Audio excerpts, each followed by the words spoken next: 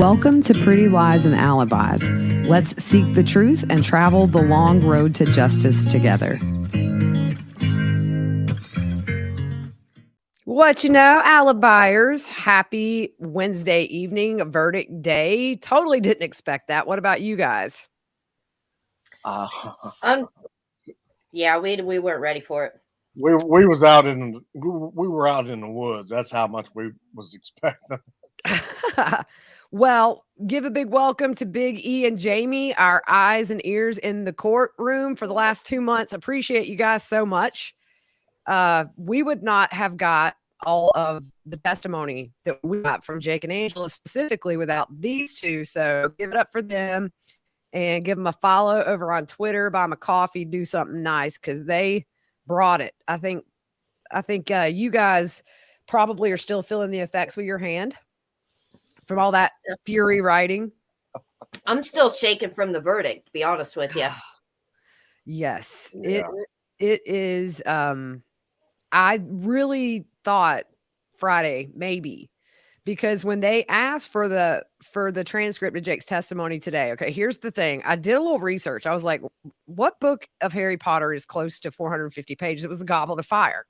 So I said, okay, so the equivalent of The Goblet of Fire. Judge Deering brings them in and says, hey, can't cherry pick what you're going to read. You got to read the entire thing. And so I was like, essentially, they got to read The Goblet of Fire. And the jury was like, yeah, we're good. We're not going to do that. I was shocked when they came back. Yeah. Definitely. So you guys were out on the road doing the house run. So I'm going to throw up a couple pictures here. Jamie and Big E went on a field trip today to Union Hill Road and all the areas.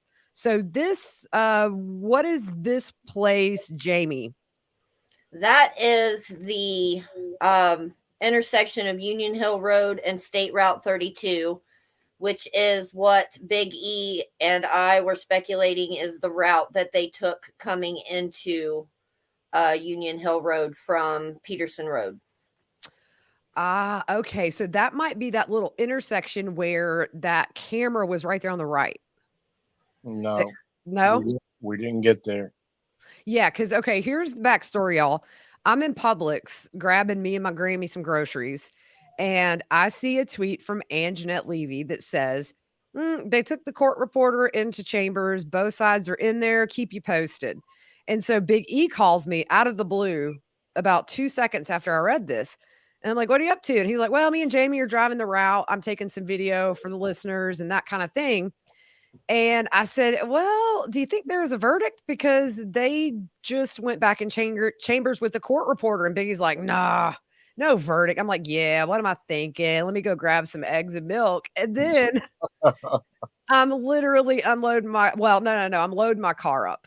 Boom, verdict. So I have to pick my kid up from school, right? And I literally was like, I was going to text her and be like, the door's open, dive in because I'm rolling. But I got home in time. But you guys were shocked because y'all, I mean, of all times for a verdict, when you guys are out on Union Hill Road. Oh, I was, and Jamie can back me up on this. I was almost ready to throw up, and I was cussing myself. I was okay with it because I was still living the experience of hanging out with Big E, going to the crime scenes, taking the pictures for everybody. So I was still living in the moment and completely riding with it. But it did disappoint me to see Big E so upset about it. I did try to get us back there. I'm not going to mention the speeds that we made up to on 32 to get back to the courthouse, but people in front of us just weren't trying to cooperate with us. Oh man, I felt so bad because Biggie was like, well, when are they reading it? And I'm like, oh, well, they said 20 minutes about 14 minutes ago. We were about 1.5 miles from Left Fork Road out to crime scene number 4 when you guys were making that phone call with no service. Neither one of us had cell phone service. Oh yeah. That was when we finally got back to service, is when he made the phone call to you. Oh my gosh. It was painful. It was gut punch. Deer free.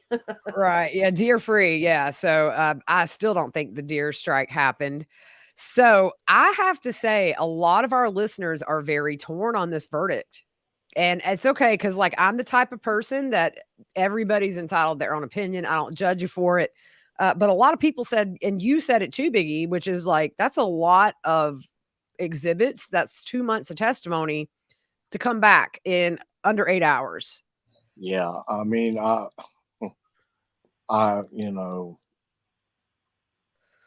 like, I don't know how. Well, yeah, I do, and I'll just tell you, and my people can disagree, and that's okay. This is America, but what happened today was they hit the mute button on everything that was said from the defense side.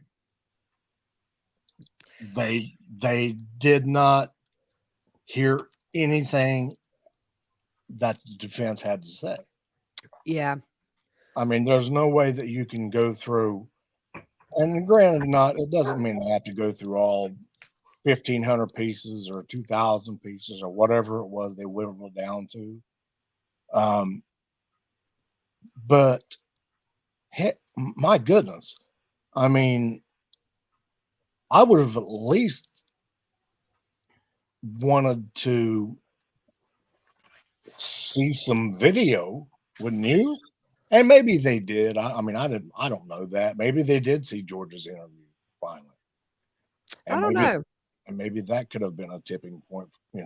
And then the other thing too is they've sat here for 2 months and they've had time to see the evidence. And so, yeah, it's human to say, yeah, I kind of know what I think is the deal here. So I was, good for the Rodens and the Gilly family. This is 3 down, 1 to go. Oh yeah, absolutely. And conspiracy is guilt. So yeah, I mean, it's been an interesting day. And the gasp when they said guilty, and then the tears from the family, I thought was very telling. It was a little bit of a relief. And then they did the press conference afterwards. Some of the family, Chris Senior's brother, did. And man, you can just tell what a great family, strong family, that he was very gracious. And they said, "What do you feel about George?" And he said, "Well, I feel sorry for him. He's human." And, I thought, wow, coming from a man who lost 2 brothers, 3 nieces and nephews, you know what I'm saying? Like, that was such a statement of compassion. And I just have way more. I mean, I've always respected the Roden and the Gilly families. But man, it really made me think, what good people, Yeah, yeah, It and I did. surprised me that they said that as well, because we were in the Yeah. hallway watching them talk outside while we were waiting to see if George come down, and then watching all the hubbub with the attorneys, and they were thanking the jury members as they were leaving, and it was complete chaos in the bottom half of the courtroom Yeah. while they were doing their press conference. I bet. I haven't watched the prosecution's press conference yet. I've been on the run since we did the last live, or I did the last live. You guys were like driving all over creation in Ohio, but I'm Yeah, curious to see that. I do know they gave a lot of credit to BCI and said they are the ones that won this case, and I think that's awesome. There were some video. I don't know if you guys have seen it. Like, Julia was back there crying, and they were all hugging. And these people have lived this for 6 years, and they probably know more than we do that wasn't allowed in. oh yeah, So, absolutely. I think it was a day of resolution for a lot of people. And hats off to Georgia's defense team. I think that the closings were as good as they could do with what they had, but ultimately the facts came through for, I think Wilson hammered it home yesterday in his closings, all the ways they could find him guilty. He went Yeah, through that list of 20 and he said, if you find him guilty of 1, he's guilty. And I think that was such a great way to put it to the jury, because you almost made it to where, thank you, Ina, I'm not sure how to say that, but I butcher names. Some cat bells. Yes, thank you very much. I need to get cat bells. I'm tired of rodent heads in my house.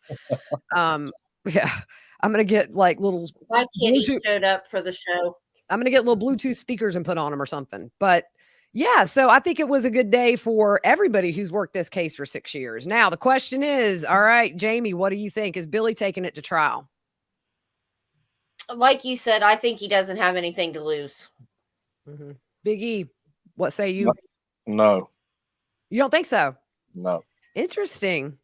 no. Interesting. Why, why, why run the risk of getting 8 life without paroles when you actually are a trigger man? That's true. Yeah, it'll be interesting to see him. We don't know a trial date for him, right? There, it hasn't been set. No, no, just Yeah, sometime next year. sometime next year. Yeah, because I know January I got Murdoch coming up, which is going to be a big, big, big trial. I think a lot of media attention on that for obvious reasons, but I'm gonna go to I'm gonna come hang out with Big E and Jamie when Billy goes to trial, if he goes to trial.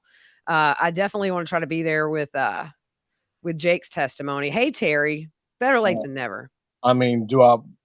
I'm on hands and knees praying. I hope he does. I Yeah. mean, I really do. I hope he does. But you know, they convicted a man today for literally they convicted him as a principal offender for aggravated murder for 8 counts. Yeah. And he didn't pull the trigger, and we know And Billy did. and he didn't pull the trigger. Yeah, so Billy's gotta be feeling the odds stacking against him at this point. Right. And I And hope for the Roden family and the Gilly family that he just pleads guilty and they can move on. That's the biggest reason I would rather see Billy just go away. And and then that's what I heard from the family yeah. this evening when they have because they have their own little special room there. It's got a big screen TV in it where they can watch it for the witnesses that would opt out, or the ones that would opt in. I mean, so Geneva could watch, from down there. And Right. Yeah, I 'cause I I heard several family members saying that you mhm. know the best thing that we want to just be done with it. Just take a plea and let's be done with this. I agree. And somebody said here about Wilson pointing out Canepa caught George in a lie on the stand was an important moment for the prosecution. And what was that about? Oh man, like I got too much Wagner on the brain. Yeah, and I know exactly what they're talking about, but it's If you remember what that was, put in the comments. It's there. Okay, so Jamie, what is this? Which property is this? That is Chris Sr.'s property coming from the area of where Dana's house was way back down the road. Okay. That is what's left of his front porch with the pictures that they showed during the trial. They showed the trajectory patterns from the yard where the lawnmower was in the yard at the time mhm. Oh, towards the front door. That is what's left of his front porch. Am I correct, Big E, there? Yeah, yes, wow. yes. Okay. So Biggie, you were telling me that you were surprised how short of a distance it was from Chris Senior's to Frankie and Hannah Hazel's. Yeah, I mean, I don't get it, but like I was on the phone with my brother for an hour and a half or 2 hours before we just went live, and I even said it to Jamie. I mean, I'm just baffled at how close those two places were, and nothing was heard. It's just it's mind boggling to me. But Yeah. there are, if you could keep going to the right, you'll see the two barns there, and the one that's in behind it. I think, and correct me if I'm wrong, that's where one of the marijuana grow was up top, right upstairs. Yeah. Yeah. It was in the newer, I think it was a newer building he had on the property, if I'm not mistaken.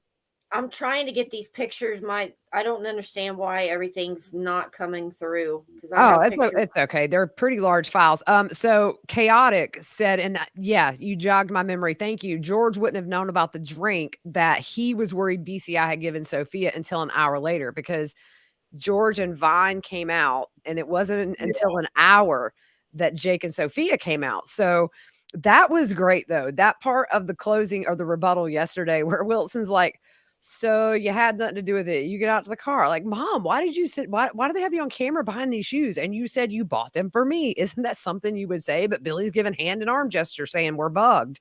Yeah, he killed it with that. Yeah, he Um, what's your take on sentencing? Fair if he gets life sentences while Angela gets 30. Yeah, I mean, and that is something I think that Wilson touched on yesterday. He talks about having to do this deal with them, and it was really um he was saying that she ultimately her paranoia and all that led to the murders, and she's going to be 84 when she gets out. So if she lives that long, and I'm not trying to be funny, but life expectancy in prison is a lot shorter than out here. She'll have nobody. Those kids aren't going to know her from some other woman on the street, and she's not going to have this reunion where she can hug their necks like she wants, and that's great. I think with George, what do you think? I mean, I think he'll get life. He's been charged with the aggravated murders. Angela had those taken off. Right. I jo- agree. I think he'll jo- get life as well. And I think it Yeah. was Angela that got the deal of the century, honestly. Angela Angela absolutely got She the had her deal. sticky little fingers in it all the way from the beginning to the end, starting out with the abuse allegations and all of it. I believe Yeah. she is behind it 100%. And She's the it's one. kind of She's just the one who started all this in motion. She put all this in motion. 100%. I agree. Yeah, she's just as dangerous as Jake. I mean, they're all Yeah, four dangerous. You yeah. look, they all knew. Come on. I mean, like Wilson said yesterday, it's hard to believe that as cohesive as they were, this is the one time George sits out. I mean, it doesn't fit. And that's where the prosecution, like, to me, guaranteed their case is by from day one proving how fluid they were. Because then you set up that whole they have intermingled finances. You got Angela telling her grown sons and their wives what they can and can't do in privacy. And now all of a sudden you're going to step out. I thought that was really powerful too, how they from day one, but it's kind of what they had to work with. Thank you, Kim and Carolyn. Appreciate you guys. What do you guys think? I mean, I think that was the only angle they really had to kind of work in on without any kind of forensics found at any of the crime scenes linking any of the Wagners Yeah. there physically. So I think that had to be their kind of ace up their sleeve is they're all so connected. I and agree. and and that's what Andy tied that all together real nice and neat yesterday. You Yep. know, and he just made it a really nice, neat little package, and the jury could understand it real easy. There wasn't a lot of ifs, ands, and ums, and buts, and rights, and all that going on. Yeah. Yeah. I have He some brought, insight on oh, go that. ahead, girl. Bring it. Let's see. I asked him initially, I said, "Have you been preparing for this for a long time?" He said that he had been running it through, practicing. He said, but he had to do it pretty much on the fly, depending on what Parker said.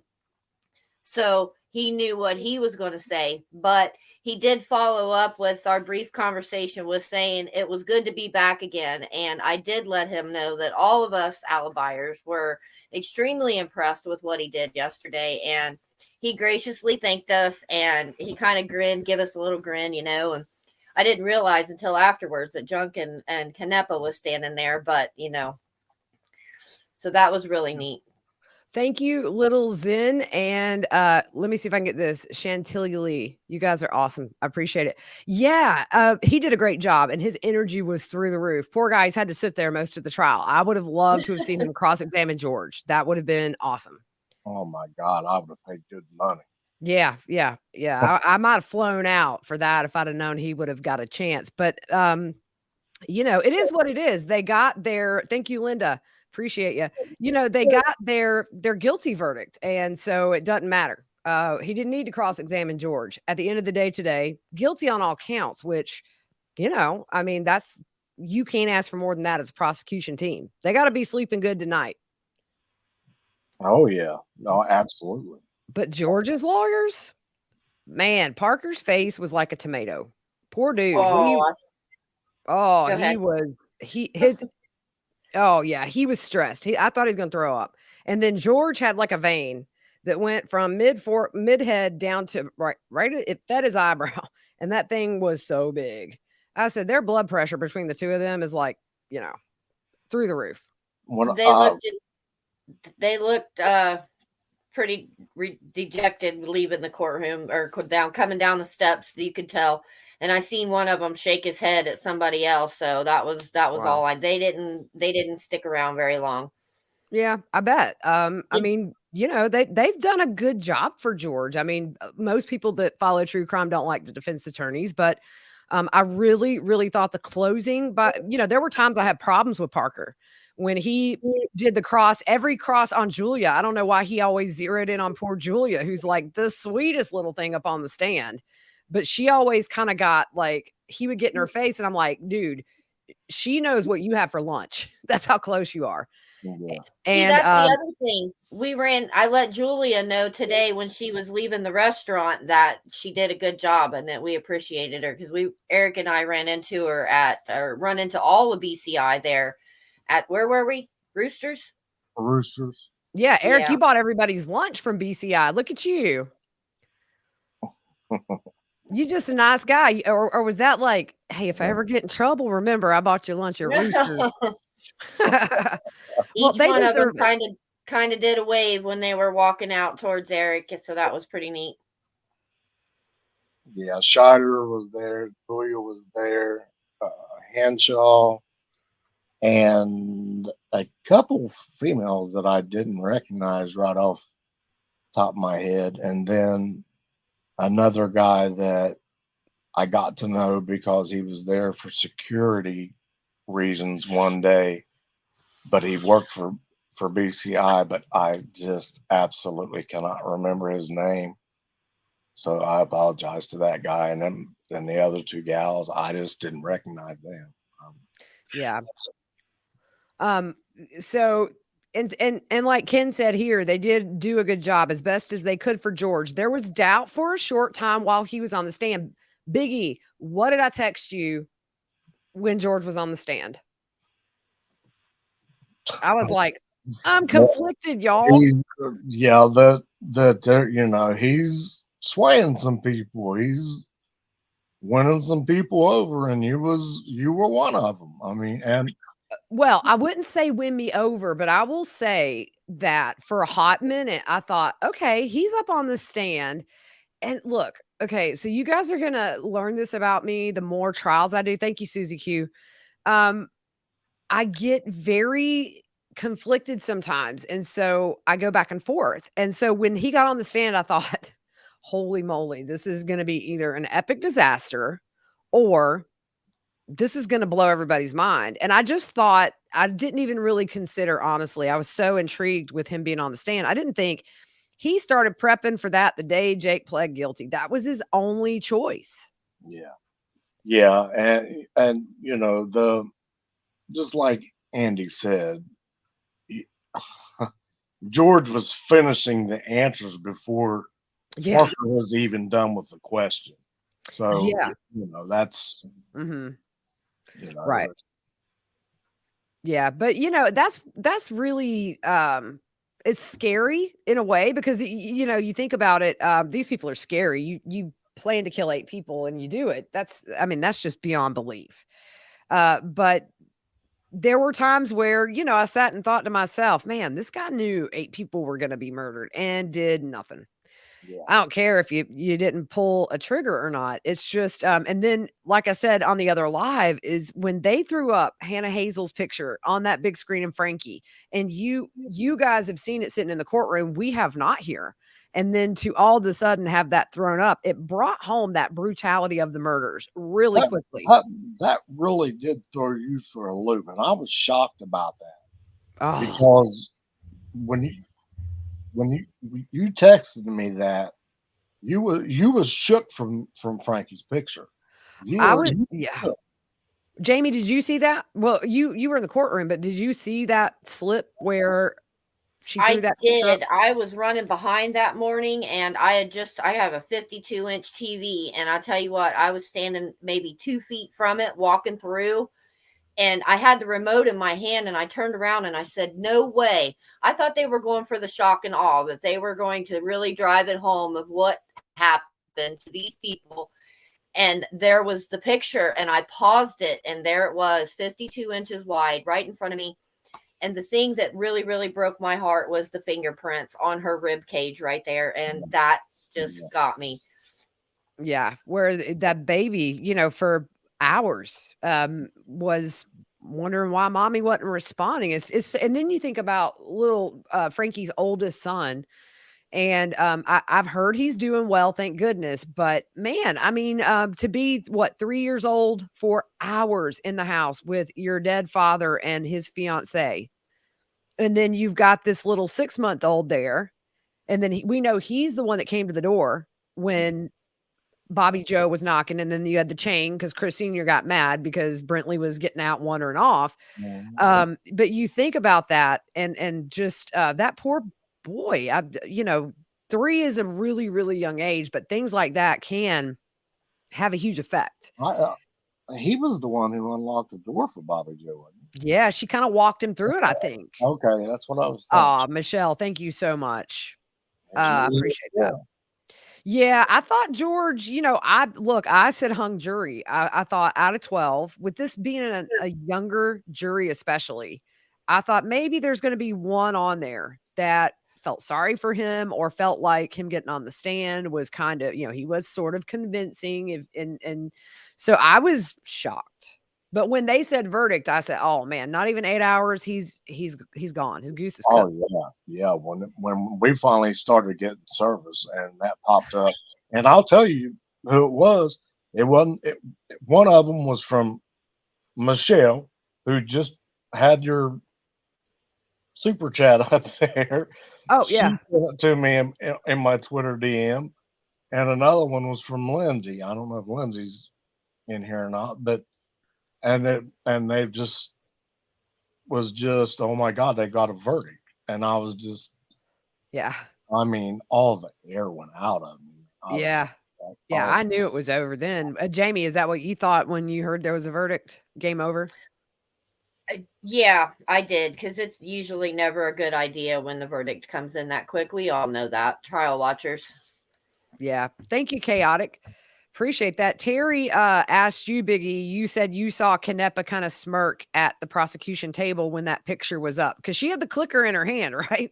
yeah, She abs- she had the she that was all under her control. She had that remote, and she even smirked at the jury when she heard Parker ask for the sidebar, and when she spun around to head to the to head over to the judge, she handed the remote to Scheider, and she had a crap eating grin on her face, man. There's no denying it. Well, I'm gonna tell you right now, I look at crime scene photos all the time, and I'm not somebody who could ever go into a crime scene and see it in person. I just can't handle that level. But crime scene photos don't. I used to work in a morgue, by the way. I used to take eyes out of donors, the corneas, and then if they couldn't be a donor, then I would take the entire globe, and then um, we would do like just for research, right? So they would go in and just let medical students do it. But these are people who gave their bodies to donate or to science or whatever. And I've seen there was a double homicide years ago. Two men were shot in the face, point blank range with shotguns. And that one is one that I can see it with my eyes open.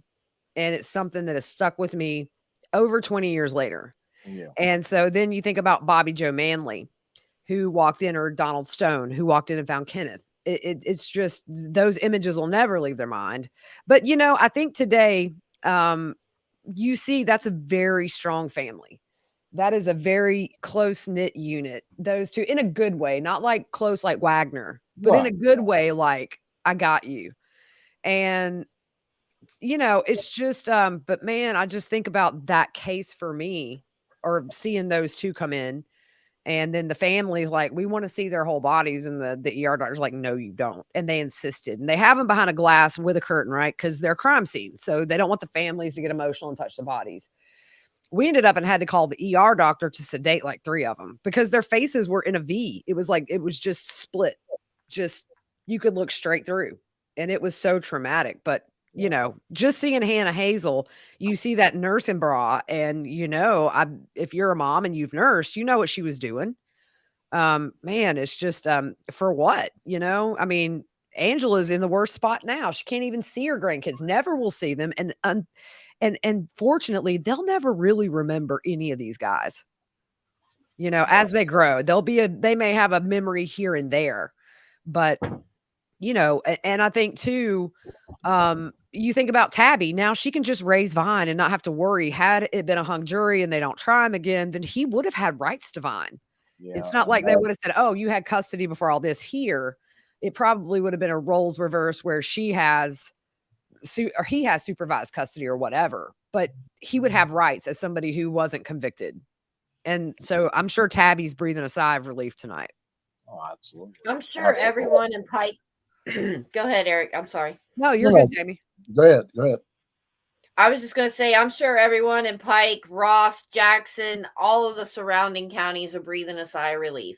Not only the family members, Tabitha, and everyone involved, even the bailiff sat back in his seat and took a big sigh after everybody had come back downstairs. You could tell it's been taking a toll on everybody. So everybody's got to be relieved. I think so. So Miss Sassy says, Tabby. Yeah. Oh, yeah. Tab. I'm telling you, if anybody out there knows Tabby, tell her she needs to find somebody she can trust and get like a book written about her time in the Wagner family and controlling and overcoming it and all that, because she's awesome. And Beth too. I think Beth was strong as well. How do you feel about the shot formation at Chris Senior's house? So you really think Jake could have done that with cornea degeneration? Wilson said what I thought the whole time. It's interesting. I see how that makes sense. On the other hand, though, I really think it would have been good if the state would have brought in somebody and a doctor. I mean, if he has that, then get him examined, get it proven, and then bring that before the jury to push that theory. But I do think it's possible. I think anything's possible in this case. What about y'all? I mean, it's possible George shot people. It's just Jake really, I think, wanted Bullvine and Sophia to eventually be back in his warped little mind that George would get off and get the kids back. Well, I mean,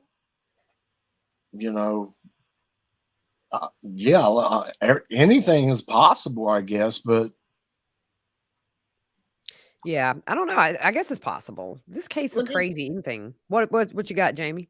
The doorway to Chris Senior's house, if you all will remember the photos, they were all they were in the same area there, up the doorway towards the door jamb, but they weren't like, dead center on where they could have been. So I kind of think Jake maybe might have did it. Yeah. Because the way the bullet holes hit the door.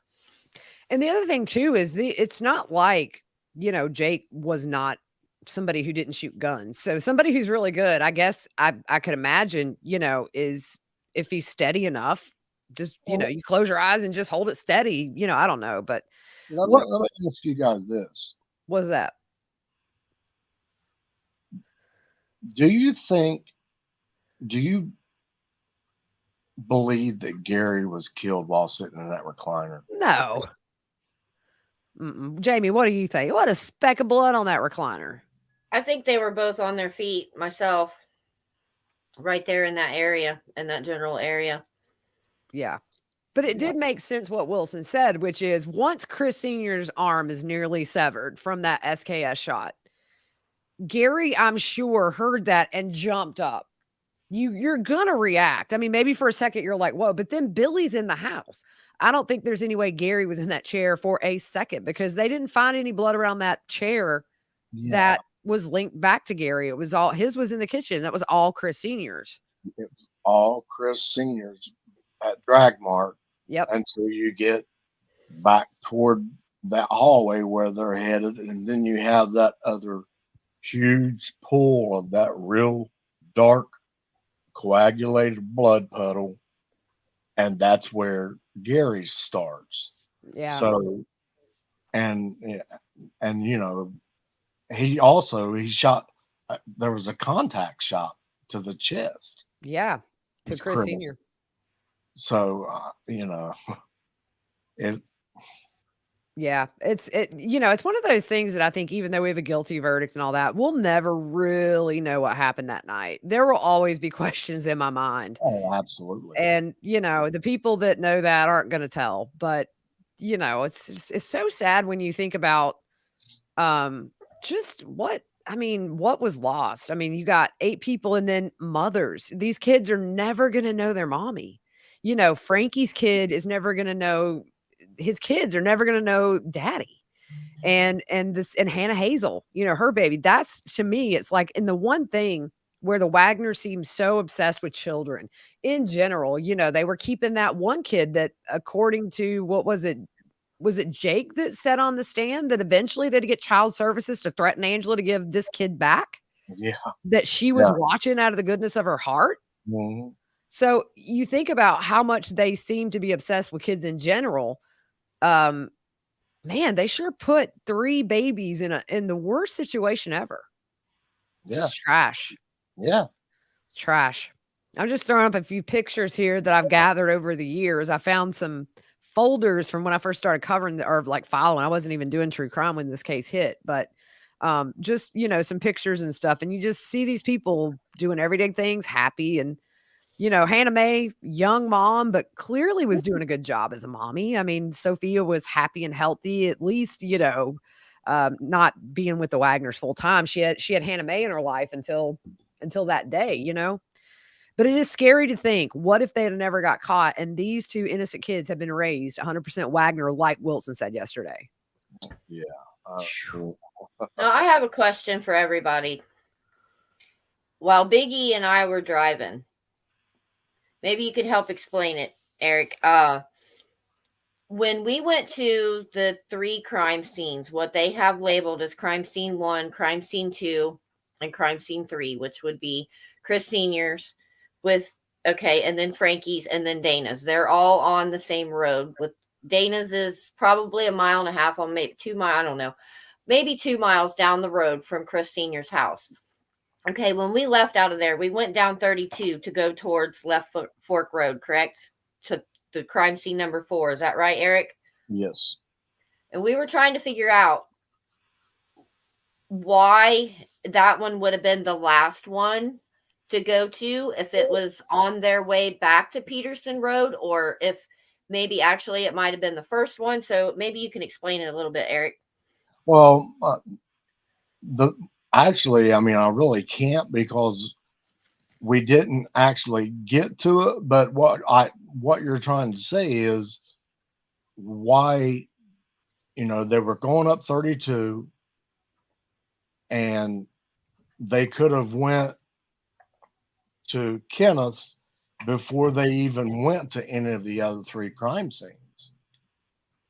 So I don't know, unless it was like you and I were talking about, they didn't want to face any of these people alive Mhm. except for Chris, and they didn't know who else would be there. But they didn't want any they didn't want nothing to do with Kenneth. And to hear George talk, he didn't want nothing to do with Frankie. Mhm. So, they wanted them, they got them right where they wanted them, and that's when they were asleep. Yep. And we also determined, coming from Peterson Road down 32 to turn right onto Union Hill Road, you would drive by Dana's house first on Yeah, the right. And then, like I said, a mile and a half or so down the road on the left was Chris Senior's house. So if they went to Chris's house first, they would have had to drive by Dana's house more than the times that they've talked about driving to. That was something Eric picked up today. yeah, because when you turn on the Union Hill Road, I I think is hers the first house that we come to on the right. No, it Jimmy? wasn't the first, but it was the first after a big field. I definitely knew that it was it coming up by the big red barn. Yeah, because you could see the big red barn. Okay, but anyway, yeah, when you and she's not that far off of 32. Thank you, Casey. You know, she's pretty close to 32. So if that's the route, and I don't know why they would take any other route to get there. Now maybe they did, but they had to before they ever pulled the trigger the first time. They went by Dana's house, and then you know everything else that happened after that. But you know, unless somebody else has seen or heard that they took a different route in to come in from behind. Hmm. I mean, I would love to. I would love to see it because you know there was no need for them to drive back down there to see if Dana was home because hell, they just drove by there Right. Yeah. 10 or 15 minutes before. So Yeah, and all that driving around really just it makes no sense to me. Like we were talking about, I think on another live, which is what a risk. I mean, you get in a car wreck, why would you drive so much when you're after you've already murdered people and then you're taking off and just doing these reconnaissance missions? yeah, This and I you know I I agree with Parker on a lot of that stuff when he brought that up. You know what your plan was to go back to Chris Senior's, leave your kill truck there that nobody knows, right. and Yeah. then and take Chris's, and then go kill some people and come back, and then you take both vehicles and put them out on the road and start doing recon. I Right. mean, Yeah. it's just It doesn't make sense. it doesn't make sense. Nope. Not Not at only all. that, Frankie has a neighbor just a little bit past his house from Chris Senior's house that they still live there. Their houses are still there. It's actually a mobile home. And Eric and I were wondering about how could they have not heard anything. What was the timeline for Frankie approximately? Hannah Hazel was on the phone till right at 1 a.m., so it had to Yeah, have been after 1. yeah. Right. Thank you, who said, and Sarah. And there was a really close neighbor to Dana. Oh, Yes. really? Yeah, and I was shocked by that because um, there's a we got a picture of it because they have a really nice I don't know what they're called. It's like you're driving onto a big cattle ranch and they got this Oh, the real little iron thing at the yeah, yeah, yeah. yeah, yeah. I know what you're talking about. Those are Uh, cool.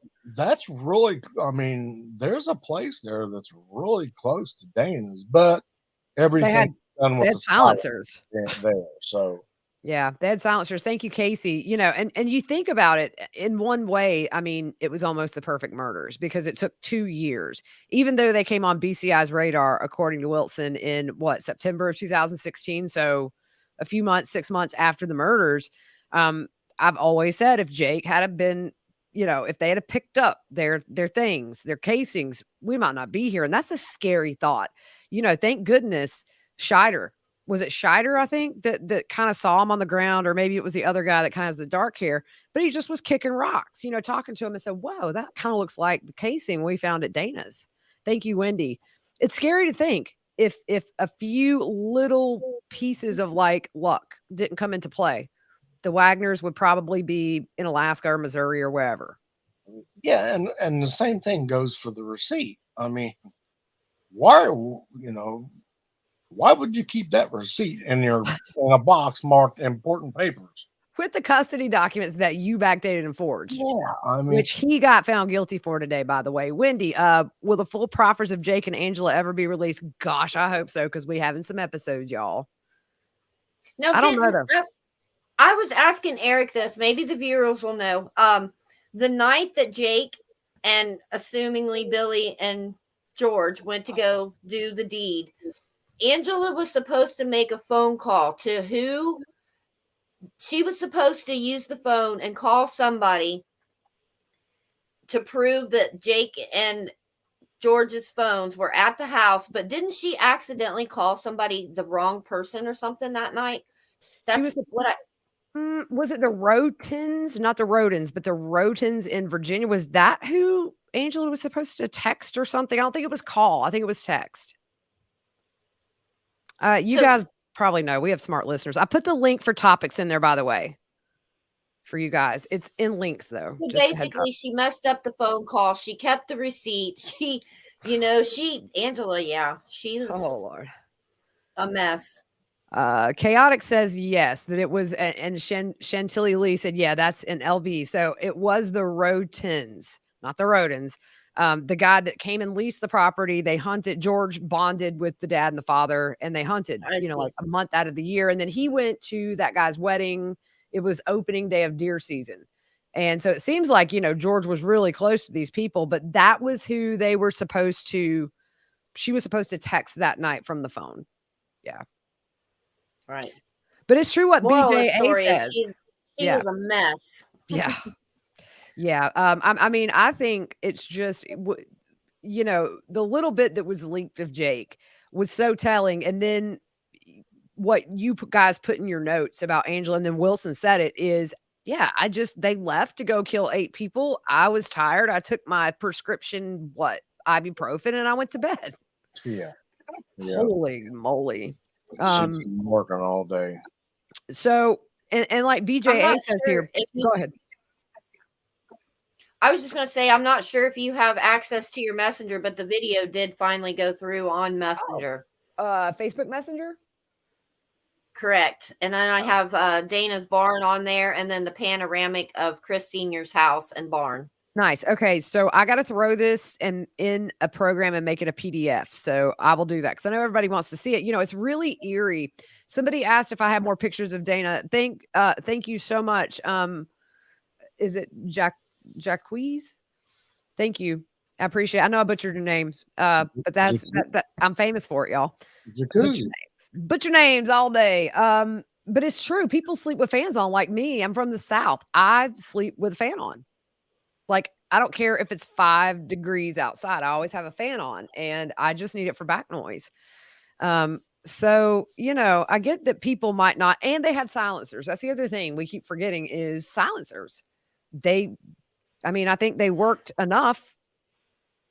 I don't see. They must have, because like I said, I live in a holler as well. And if somebody shot a gun from the distance of Frankie Roden's house to the closest neighbor, or from Dana's house to the closest neighbor, you would hear that echoing off of those hills and those trees out there. And so maybe the silencers did work. And like the last commenter said, headphones and fans and things of that nature to have on, then it's possible. But if they were awake, they definitely were close enough to hear it. Wow. You agree, Eric? And you absolutely hit the nail on the head. It's big country out there, y'all. And I even say it in the video.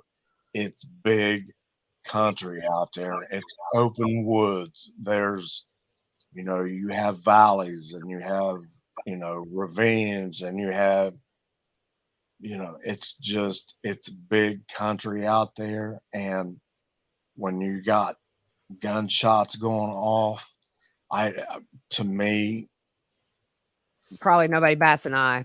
But and there was a worn path. Excuse me, Eric. I'm sorry. There was a worn path from Chris Sr.'s house to Frankie's house that Big E was talking about. Are you serious? Yeah. Yeah, you can tell. I got to confirm the telephone pole that Jake said him and George stood by while Billy went up to Frankie's. Oh, really?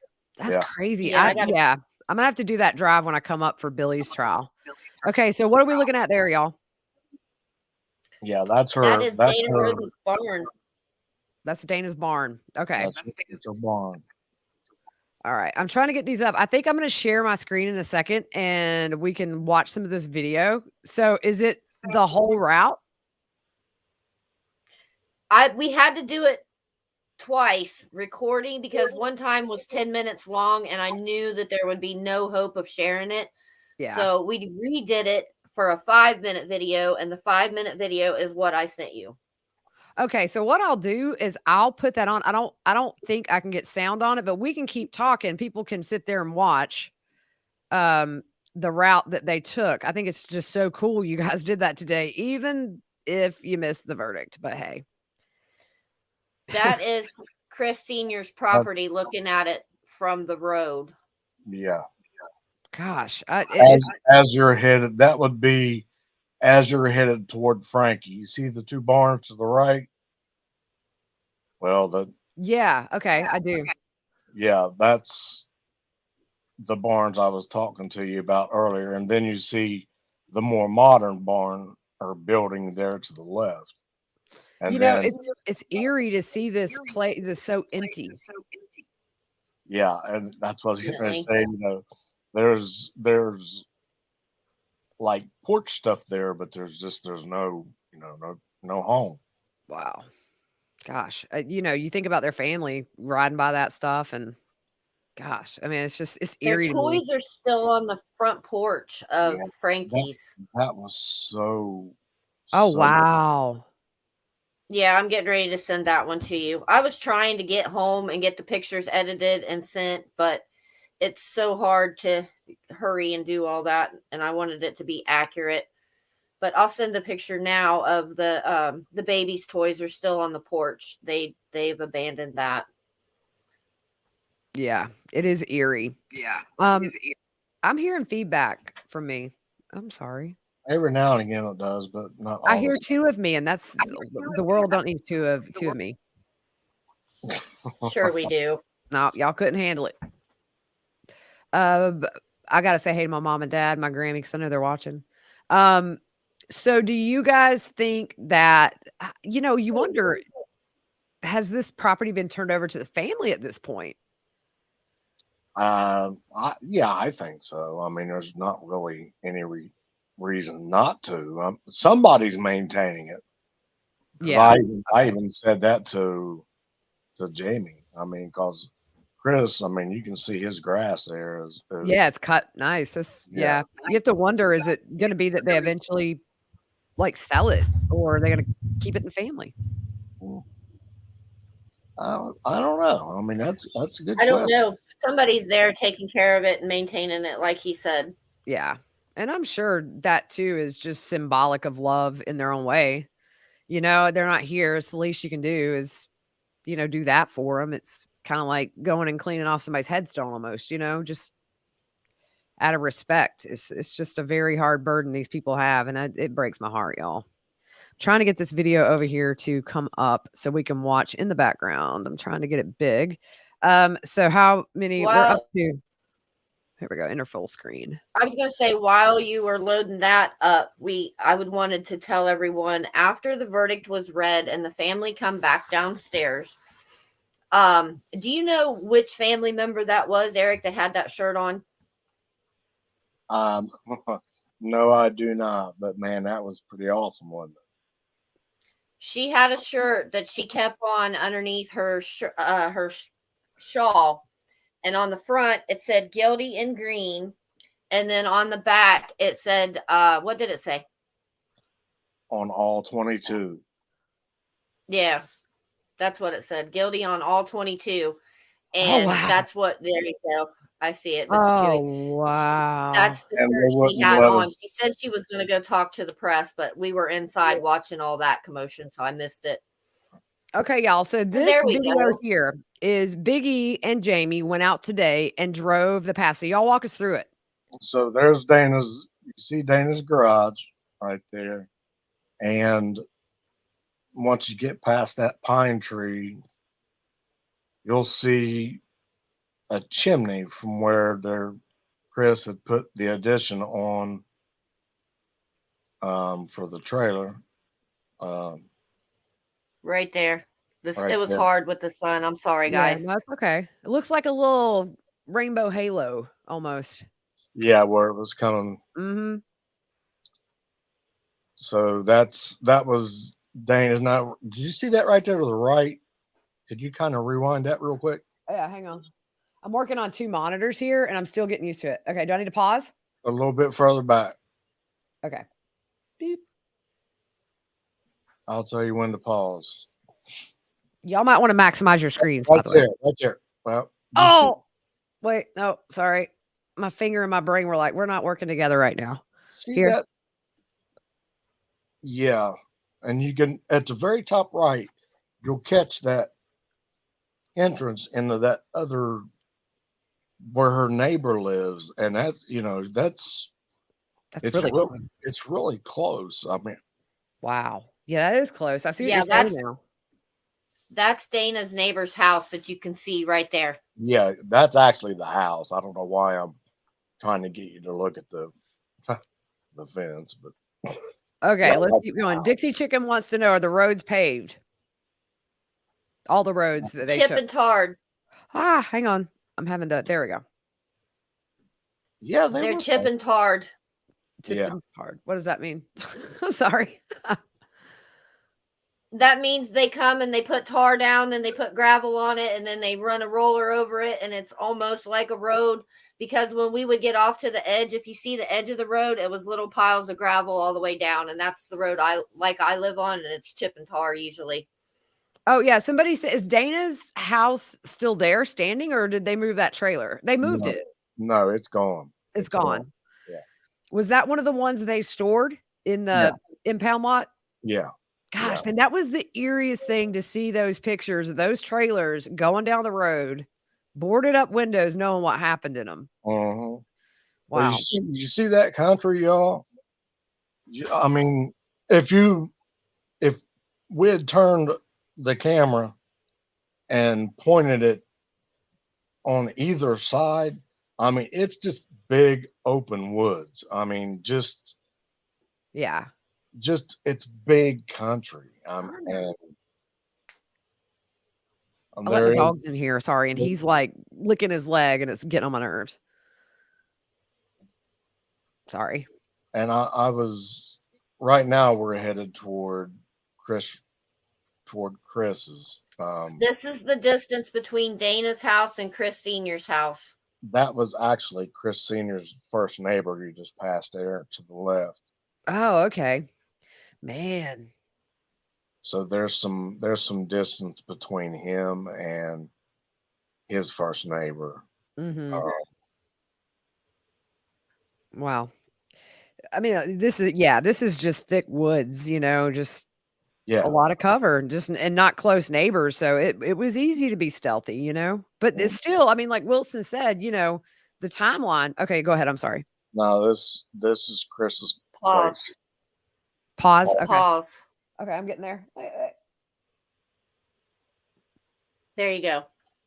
Those are cars still out there. Yeah, there's still cars out there. I mean, it's cleaned up a bunch. It's not like you see in the pictures at the beginning of this. Gosh. But there's both barns. You can see both barns from that angle right there. So, And if you look, just right there is his porch, and there's both of his barns. You got that Okay. perfect. Yeah, so you see here that? is the porch Yeah, that's where it. I'm circling. Where you're This circling. grow house here that had the blood on the door. Is that what that is?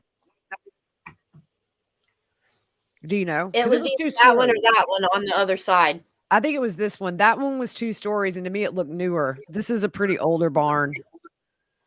It's wood. I'll have to Yeah, look. that's right. Because the blood, when they showed it on the door, it was on something white, wasn't it? Yep. It was on a white door, and it was newer. It had the steps going up. So that grow room was on top. Yeah, and that Right was, here. yeah. Right behind this pole is the grow room. So Jake, here's where the trailer was, right there, right where the play button is. Pretty Here's much where the play button is. Yeah, so there's the grow room. So Chris Sr. and Gary are dead. Jake goes here to get the DVR. And then, but not far from Dana's. I mean, really close. I didn't realize they lived that close. The sheriff is in jail, chaotic. Be a little weird if he ends up in the same one with George. All right. Yes, so we'll that sheriff is in jail. we'll just kind of look again. So yeah, so that's still his front porch where he was standing in that door and got shot, like right there. Mhm. So Correct. weird. Wow. Yeah, I And mean, you know, the whole time we were on that road, we made the trip 3 times and we only passed 3 cars the whole time we were out there in the middle of the day. Yeah, there's places like that away from the city here. You can go 20 minutes up the road and you feel like you're the only person on earth. now right Yeah, there. that's his other barn there. So starting right there at that barn, Mhm. they walked from there down to Frankie's. There's Is this uh, the beaten path right here? yeah, So there's, what Yes. there's a wow. walkway through there. Now it's kind of grown up now, but Yeah, but you um, see that beaten path. They probably drove a car through there or walked or four-wheelers or whatever. oh yeah, I mean you could. I was looking at the helicopter pictures up when I was talking to my brother on the phone. I mean it's literally a dirt road Yeah, between you see them, that though. Um, between. private property signs everywhere. I'm sure you do get people who ride by. But yes, that's that path right there on the edge of that tree line, right over that little hill, Still Yeah, cars is on that where lot he all would over the place. walk. yeah, Wow.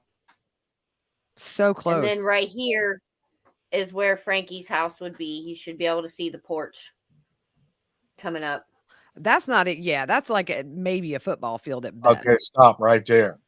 Now remember George or remember Jake saying Billy or shoot George and Jake stayed at the pole when Billy went up and tried to Ah. uh, check the doors at Hide behind Frankie's. that telephone pole. There's the pole that they were at. If Jake is telling the truth, Right. This pole right here. That that that pole right there. so Frankie's trailer would be here. We know they went around the back. So it would have been more towards that tree line. The back of the trailer, right? Where he went in the window. Yep. Yeah, yeah, yeah. Okay. So the pole is the front of the house, and then the tree line behind the play button, it would have been the back where Jake went in that open window. Right. Okay. And that's Yeah, the you porch as that you still go. has the baby's toys. Yeah, Oh my gosh. and you'll Yeah, see it's as you crazy. go a little bit further here that pole is farther away from that porch than what it looks like. There's some distance between it. Okay. So there's the pole George was standing at. Yeah, This is what's left of Frankie's porch right there. right there. Yeah. Okay.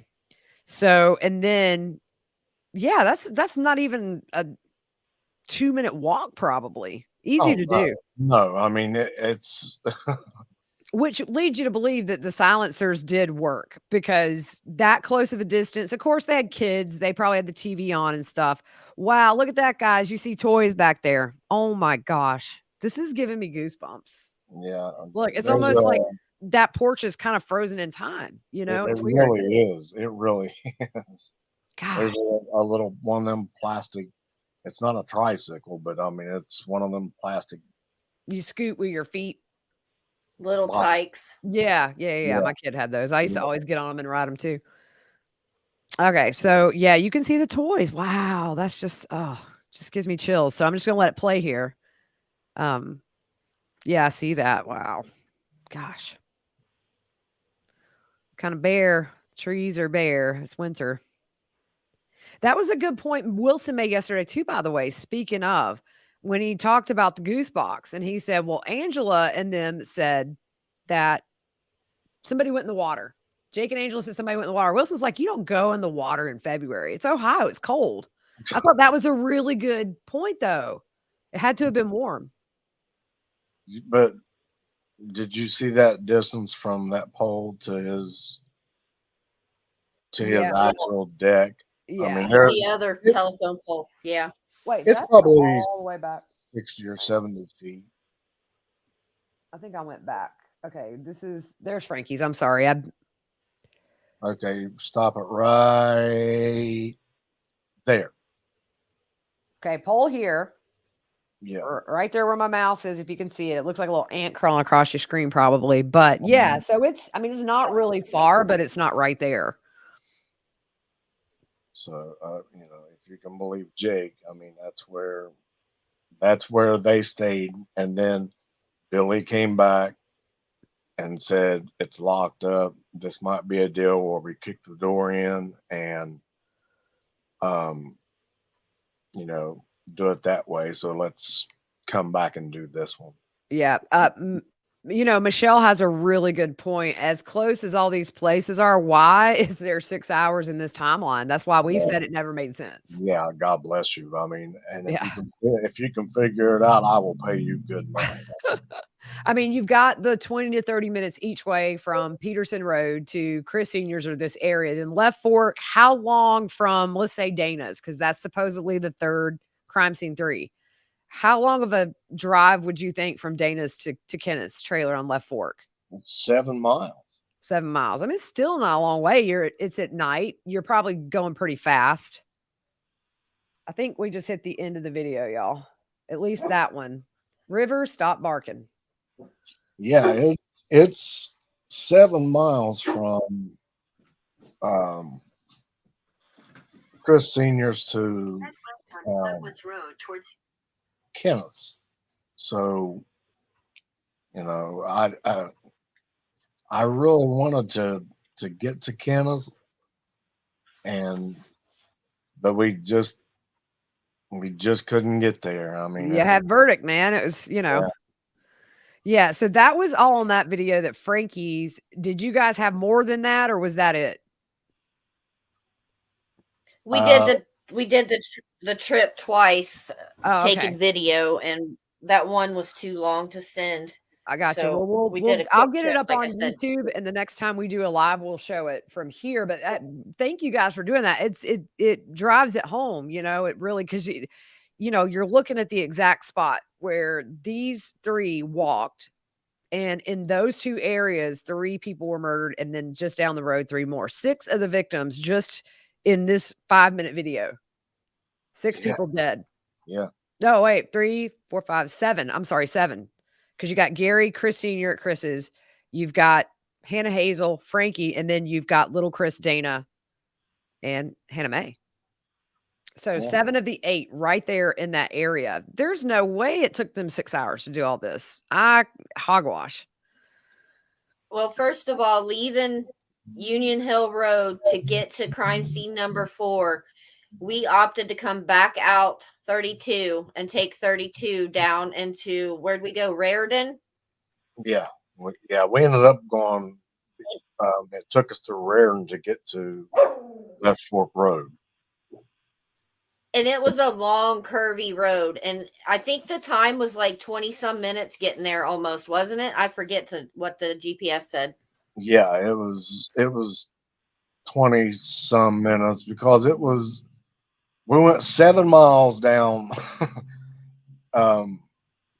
73, and then it had us turn left on High Street there in Raritan, and then we was heading, and actually High Street is 772, and that's where the CCTV cameras picks up the vehicles was on 772. Uh-huh. But that's when our phones went ding, and we looked like we was at Daytona trying to whipping that car around and getting back to the courthouse. So Wow. Easy now. My mama's watching. I don't need her to know all that. Yeah, you went the speed limit because safety first, right? Well, thank you guys for doing that. Seatbelt on. That's perspective. Now somebody asked about the girls, the family today. A reporter asked a family member about that at their little press conference they did, and so gracious to do, considering I'm sure, that was hard too. But they said, Sophia's around 9 now. She's not a 2-year-old anymore. And they said that, I forget the words, but she was doing very well and she was happy. That's all that they said. I don't know that that's verbatim what they said, but they let it be known she's doing great. We didn't hear anything about Kylie. I don't think specifically, that the reporter asked about that, but we've heard what we've heard, but the best thing is that they're not being raised by the Wagners. That's interesting, JCL, because Billy had to have known that Chris Senior kept a big wad, which 20,000 of that was his, right? Of that cash in Chris Senior's uh safe. Remember Billy owed him like 40, was it 40,000 or and then he had half of it. Thank you, Buster, the cockatoo. Yeah, I know. He owed him a chunk. I don't recall the exact amount, but yeah, he owed him a chunk. Because remember, apparently Billy was really ticked off that BCI took that money after, they did the search warrants. Yeah, Excuse me, yeah, can I have my 20,000 back? Thank you. yeah. I need that for attorney How much fees. did Yeah. he how much did he lose on the buying that house too, that non-refundable? 50,000 was it? Well, I think it was Yeah. 50,000 cash, that no refund deposit. And he's like, "Okay, here." And then they didn't approve Jake and George's loan because of, was it insurance fraud concerns or something to do with insurance, that's why they Something didn't. popped up, correct. Yeah, and then, yeah, 50,000. Yeah, everybody's saying 50,000. Happy doesn't think Billy, believe Billy. Let's see, I'm sorry. I don't believe Billy on money owed at all. I don't know. You have to wonder how much involvement Billy really had with Chris Sr. I don't, was it really as much as he let on? I don't think so. I don't either. I just, I really don't. I mean, I don't think that they were near as close as what they're all trying to put it out there that they were. Yeah, I think so too. It's kind of like the whole Frankie George thing. I mean, maybe 1 or 2 summers they hung out, but if you haven't met his girlfriend of 18 months, who he has a 6-month-old with, you ain't buddies. Yeah, I mean, and Jake even tried to. Well, he didn't try to, but he testified that Chris was actually on his side when it came to Hannah because, True. so I don't believe that for a second. I don't believe that for a Because second. here's the thing. When Hannah Mae has to call her dad because Jake choked her and she says, "Dad, come get me." And that was the end of the road for her. Hannah Mae had enough. Like she was like, "I'm done. I'm leaving." That was in game. You can't tell me Chris Sr. was like, "Yeah, I support you in getting custody of my granddaughter, even though I had to come pick my daughter up because you choked her." Yeah, yeah. Really? Hang on there, Jake. Let me bring her back over so you can slap around on it. Yeah, I mean, it is. Did you guys see Chris and Randa in court today? Nope. Oh, Nope. guess who I did see in court today, though? Who? I'm glad Dixie asked. Derek Myers was there, cell phone and all, standing in the courtroom. Oh, really? Ah, okay. I guess they let him back in. Nice. He's allowed. I mean, hey, we got to hear 8 minutes of Jake testifying. Derek Myers kind of took one for the team, so I ain't mad. Yeah, if Chris was on his side, why kill him? Because I'm not even convinced this was about custody, or I don't think we'll ever really know the reason. It's just so hard to believe, like Wilson said. If you think somebody's being abused that way, especially a 2-year-old, you have everything on your side if that's proven. It's very easy to go get full custody if that is proven.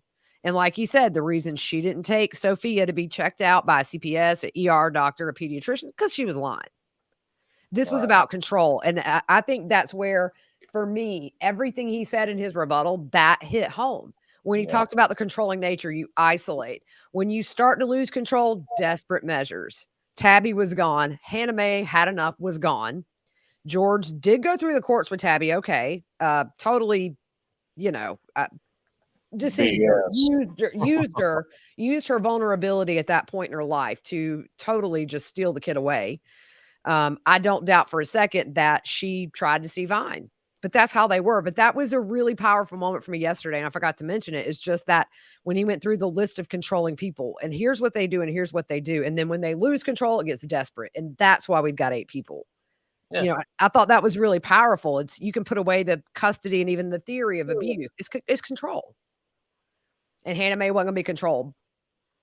Yeah, and Angela testified, and she actually doubled down on it, maybe even a third time whenever she was having her back and forth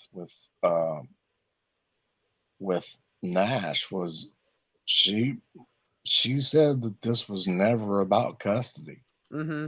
This was about protecting Suds. And Yeah. she said it a couple times, if I remember right. Mm-hmm. She did. she doubled down on it. And, again, you take that with a grain of salt. I mean, Oh, Chantilly Lee, can't wait for my Sherlock hoodie. I'm gonna tell you, Sherlock's been coming in and sleeping with me at night, and at 4 a.m. headbutts me until I wake up. Boom.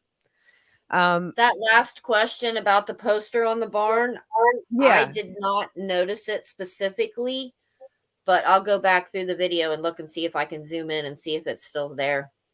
Yeah, because I do remember seeing it was covered in plastic and like the inside had rain in it, and it was starting to fade. And I thought that was so symbolic. At the time, there were no arrests. There were really no leads. It was still the whole cartel theory, which I never really bought into. Did you guys ever buy into the cartel theory? Because I said there would be no dogs or kids alive if it were cartel. I never, not for a second, bought into that. Hmm. Not for a second. And I can even remember my Weisenheimer comment, and this was back when I was on Facebook still, um, because they had, they were literally chasing ghosts. Mike DeWine, he wasn't the governor back then; he was the attorney general. They were chasing ghosts, so when they're not, they don't know where to go to look. So then they start putting this narrative out there about them being huge drug dealers. Hmm. And I made the comment on Facebook that, yeah, yeah, you can't find out who really did it. So now let's start a smear campaign against them. Yeah. Well, it worked to their benefit for a while because that was all the chatter for a while was drug cartel. But here's the thing. Here's why I never believed it. It wasn't in that first press conference that DeWine gave. It was like, we found some marijuana grows on the property. And, you almost make it, I almost had this image in my mind. It was going to be like 100 acres of marijuana. And then you find out it's a couple of barns. Okay. The cartel is not worth their time. Yeah, I It's mean, not worth their time to go kill a family of 8 over a couple of barns where they're growing, enough weed to probably buy them a couple of cars a year, but it's at millions of dollars of marijuana he's growing. Just, um, yeah. Yeah, Frederica I claimed did it was see, ISIS.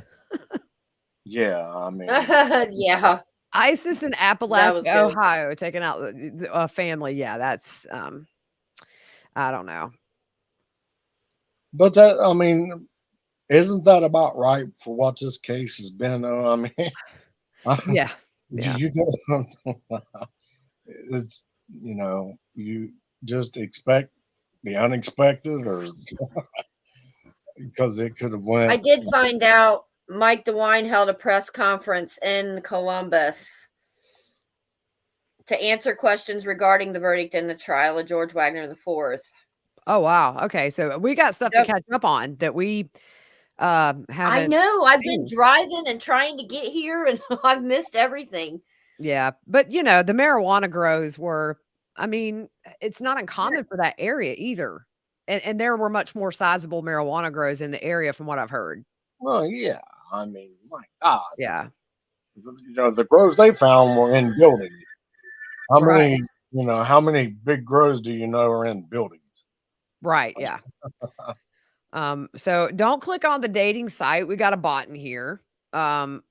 Hey, I'm hang on, let me write that down. this chat's going fast, and I just want to say big thank you to the mods that are in here tonight. Appreciate you guys. The prosecutors, the problem with that is I don't think the audio is coming through. I can try it if you guys want to watch the press conference with the prosecution. I believe it I was. do. I would love to see it. And I just sent you DeWine's conference thing too. I Okay. would like to, because I haven't seen it either. But if it's not, if it's not easy for you to set up, then No, I'm pulling up Ann Jeanette's feed now. She had the whole thing that she taped, but we could try it, but I don't think there's any volume. All right, let's see. Yeah, there's no volume. Dang. We're all newbies, guys. Sorry. Yeah, I'm not used to doing this sharing my screen. I'm just trying to kind of, you know, expand my game a bit and make it fun. Look up Wagner press conference. I wonder if it's on YouTube. If anybody sees a link to that, shoot it in the chat, and I can maybe click on that. Let me see what I can find. Yep, Sherry Waddell, I sure do. What? He offered up he offered up, I think it was wasn't it a $25,000 reward, or was it a 50,000? The restaurant owner from down in Cincinnati offered up Mm. a Oh, reward, and then when DeWine came out and said it was about drugs, uh, the guy yanked his reward offer. I see. Oh, I remember that. Okay, I do remember that. Yeah, yeah, yeah. So can you guys explain why Charlie Reeder is in jail? There's some people who asked. I don't know the entire story. And he was stealing money from the evidence room Oh, snap. because he had a major gambling problem, and he thought that he thought he had time to be able to put the money back in before it would ever be noticed that it was missing. But Yeah, but still, he was that's there. just the Yeah, I mean, short sweet of it. I mean, there's more to it, but I mean that's the gist of it. Okay, because I knew that yeah, he's in prison for a while, right? Yeah, he's in Toledo. He's in protective custody right now. You know, somebody asked earlier, Biggie, he- and I forgot, is there uh there's only one maximum security prison? You know what? I searched that yesterday, and the only one I can find now is in Toledo. So you know, it wasn't like that whenever I was at Lucasville. They had them. There was at least at two other camps that were where they had protective custody inmates. So obviously, I haven't been there since 2012. Think something's changed, and they've apparently moved all PC inmates to Toledo. Um, I Hmm. don't know. So how's that going to work once cuz I don't think Jake will go to prison until Billy's trial is over or he pleads guilty, right? He's going to be in county jail cuz he's still Yeah, is that the only one headed to prison is George. That's right. Yep, cuz Angela and Jake still have got to be sentenced, but that's going to be after I guess Billy's, They got And George off with the death penalty, but I guess if they go up there and change their story for Billy, the state could put it back on for them. this is an Aussie gal wants to know if the pictures in closing could cause a mistrial. I don't know. I've heard it online that maybe it wasn't. Thank you very much, Lori, for that super sticker. Um, I've heard, and thank you. Who said Kate? I've heard it said that maybe that would the intention was to show those briefly, but maybe the cameraman didn't get the memo. But I don't know. well, It doesn't seem like it was intentional. I mean, it doesn't seem like it was supposed to be there in the that, grand scheme of things. that doesn't even matter. Yeah. I mean, the jury's seen everything, including the autopsy pictures before they were cleaned up and after they cleaned up. So just because a couple of the pictures accidentally or intentionally, was shown on TV, that's not going to, Yeah. there's no law broken there. There's a courtroom rule broken, but Yeah. that's I don't know that that'll cause a mistrial, though. I think it's going to be appealed on like 50 issues. But yeah, there's you know you know what I think, guys? I think I might have just figured this out. So for my audio, I think if I cut my audio off, you want me to mute? You want us to no, mute? I'm trying to see. Um, all right. Lady Warriors says send the back scratchers to George. He's going to need them. Yeah, it's not working, y'all. It's not Yeah, that way. that That's funny. that all hell that George is bringing. Yeah. I would just like to be able to look at him and just say, welcome to hell. Yeah, I mean, it's a miserable existence, and that was something Angela said. It's a fight for your life every day in there, Jake, or George, or whatever, and she's living it now. So, and it's I did funny. know that. Go ahead. Go ahead. I'm sorry. No, no, no, you're good. I'm trying to figure out how to get this up.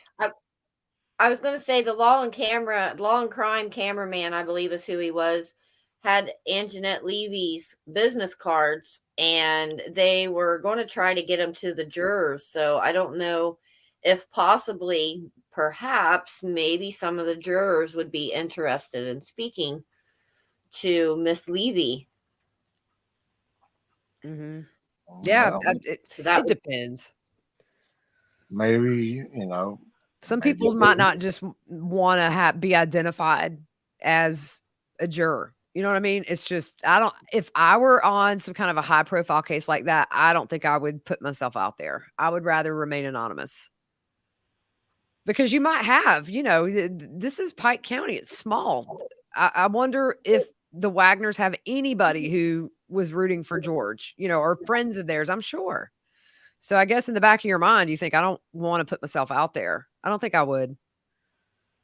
well, I'm sure Chris was. Yeah. You know, Freddie the felon was. Um, Rita, I'm sure she was hoping for a different outcome, but It is what it is. the man, it's going to end up being he's going to get 1,000 years just like Jake got. Oh, I think so too. You get those 8 aggravated murder charges in this life. Yeah, You and you'll get 8 of those because, and people say, why do you get 700 years in prison? Well, Hannah Hazel deserves her justice, little Chris, and you go down the line of 8. It's not like you say, well, we'll just give you 1 life sentence for Hannah Mae. Right. Every one of those people that lay there dead deserve their sentence. And so, it's an LWOP for everybody. Yep. And Jake, and you can correct me if I'm wrong because I'm going to be off, but doesn't he have like 78 years worth of just gun specs or something? 74 years. Yeah, it's just worth of gun specs. Yep. So George will get those. Mm-hmm. I heard Deering tell him that he wanted him to file a memo, the state and defense to file a memorandum. Did he say that was for sentencing timelines, or what was that? Why did he want that memorandum filed? I don't know. Yeah, I see what you're saying. Miss Chewy had a good point. One of our moderators, by the way, I believe they made a pact. If they got caught, George didn't shoot, maybe he wouldn't go to prison. I totally would buy into that theory. Yeah. Becca Lynn, she wants to know if Big E was correct about who the jury foreperson was. And he did say it was a woman, and I do believe that he was accurate. Big E, look at you. I can't answer that question because I couldn't get in the room. Poor thing. I felt so bad for you. It's like you're like, well, dang. And I'm like, oh, Big E. Of all times for you to go on Union Hill Road, this would be it. It's been just a roller coaster ride of emotions today, man. Oh man, I just felt so bad for y'all. The other thing too that Wilson said, this is all kind of popping in my head, is when he talks about Chris Newcomb talking about, have you ever seen George drag a deer? I thought that was pretty powerful too. Talking about the bodies, and he's like, he didn't make no bones about it. He's like, Billy's got a broken back and he's strung out on drugs. Yeah. Oh boy. You wonder if Frederica watched this trial is my question. I wonder if she watched. I'm kind of. That's what I was wondering yesterday. Somebody wants to know, was that Dana's mom with the white hair that hugged Mrs. Roden after the verdict? Now, I didn't get to see that, so I don't know. I saw a bunch of people hugging, but I wasn't sure who half of them were. I was told the lady that's with Miss Geneva is a victim's advocate. I Yes. thought that was family, but I guess over 6 years you bond and she becomes a part of your life. You know what I mean? And I thought that was really sweet. They were all those gasps, it was just a moment. Yeah. And if you didn't catch it, the live that I did today, we had the verdict on. I had to put my phone to the microphone because I've got to figure out how to get audio. Once I learn this, we're going to have some really cool interactive lives. But the gasps and just the relief, it was like 6 years exhaling for a moment, Yeah. and I lots think of the whole tears. courthouse did.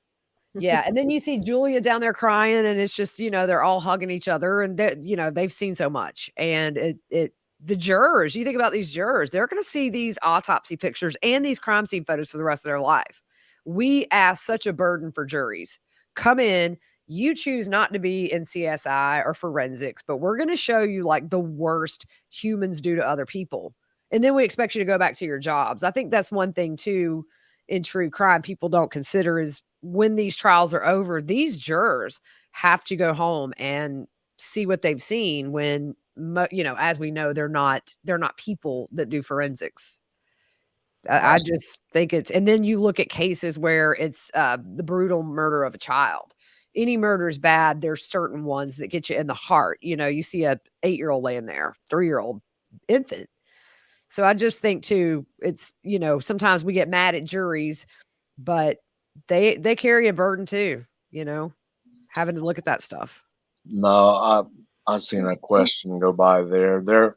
I don't know at any time there was never a Wagner in that courtroom unless they were on the stand. And Jeanette said on one of our lives, he's never had anybody in that courtroom to support him. There's Not there's one person.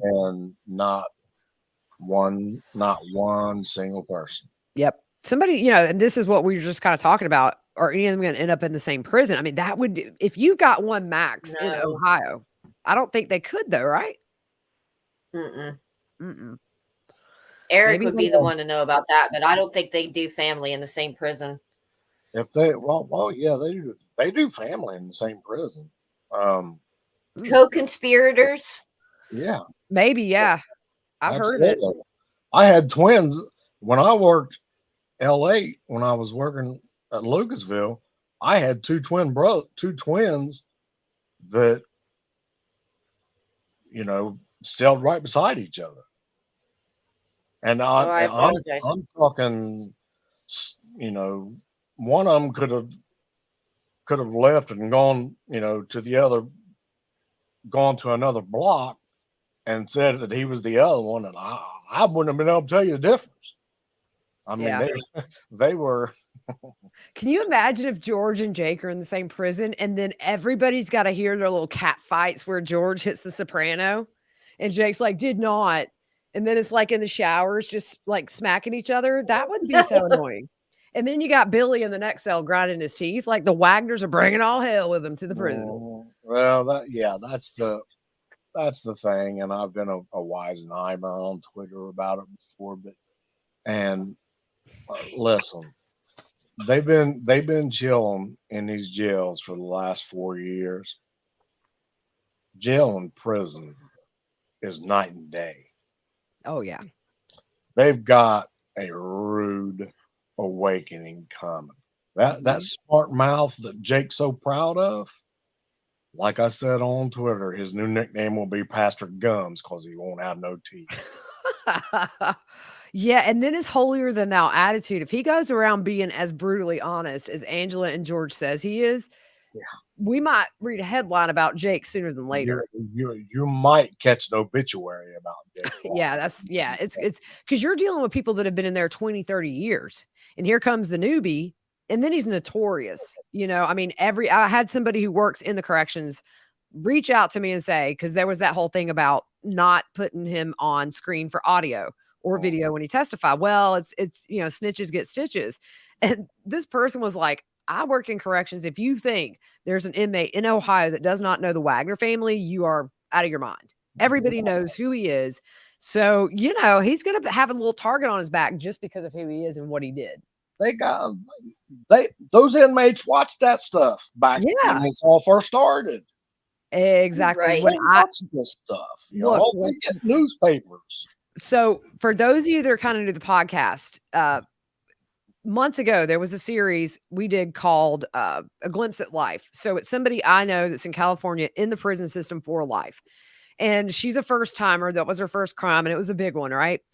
And she said those girls will sit in there and watch live trials like court TV, and they are so into it. So, that this is Ohio, tonight this story is on every Ohio local news Of station. course it is. Of And then you're course. going to have Pastor Jake walking in saying, "You need Jesus. I'm judging you." You're right. He might have to be eating through a straw. Yeah, he's going to be, trust me, he's going to be sipping through a straw. I promise you that. I So, promise you that. And um, so will George. I mean, George, I don't give a damn if George can pick up a semi tractor trailer. I mean, I don't care how strong he is. I don't care how strong anybody is. What kind of jawline does George have? That's what I want to know. yeah.